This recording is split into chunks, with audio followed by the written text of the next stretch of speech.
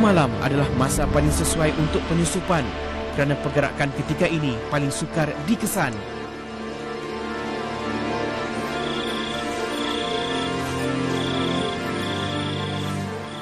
Ketika ini bergerak dalam sebuah pasukan atau semangat berpasukan yang tinggi penting kerana semakin rapat dengan tapak musuh, semakin tinggi risiko yang dihadapi.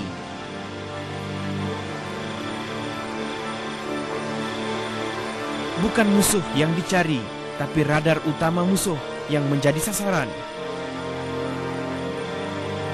Sepanjang operasi, setiap anggota tidak dibenarkan menyerang musuh tanpa sebab, kecuali terpaksa. Matlamat mereka masuk dan keluar tanpa dikesan musuh.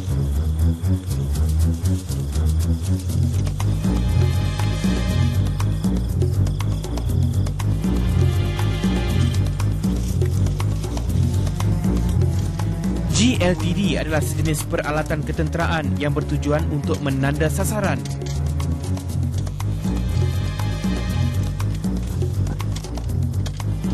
Ia bagi memudahkan pesawat penggempur udara meledakkan bom panduan laser ke sasaran dengan tepat pada jarak 10 km.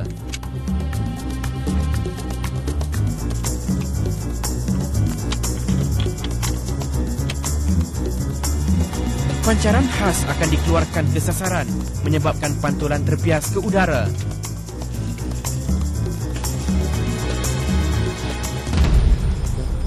Ia tidak boleh dilihat dengan mata kasar. Sebaliknya, ia hanya dapat dikesan melalui alat khas yang terdapat pada pesawat penggempur TUDM.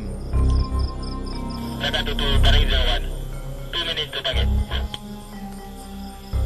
Tarik 01, lift dekat tutup 2 minutes. Copy.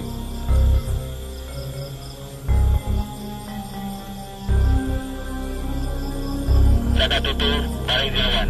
1 minute to laser on. Data tutup 1 minute. Laser on, copy.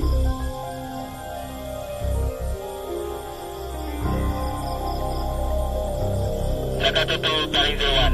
Laser on, laser on, laser on. 10 seconds. Data tutup laser on. 9, 8, 7, 6, 5, 4, 3, 2, 1, 0. Laser off. Target destroyed.